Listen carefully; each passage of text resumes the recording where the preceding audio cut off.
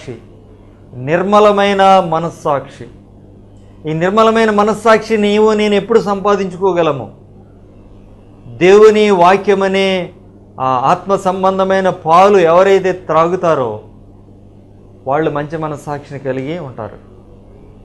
దేవుని వాక్యము నీ హృదయంలో నివాసం చేస్తున్నప్పుడు, దేవుని వాక్యము నిన్ను నడిపిస్తున్నప్పుడు నువ్వు మంచి మనస్సాక్షిని కలిగి ఉంటావు. దేవుని వాక్యానికి వ్యతిరేకమైనది ఏది నీ జీవితంలో రావడానికి నువ్వు అనుమతి ఇవ్వవు. 4వది, సర్వలోకమునకు వెళ్ళి సర్వ సృష్టికి సువార్తను ప్రకటించండి అని ప్రభు చెప్పాడు. 4వది సువార్త ప్రకటన. మార్కు సువార్త 16:15. మీరు సర్వలోకమునకు వెళ్ళి సర్వ సృష్టికి సువార్తను ప్రకటించండి.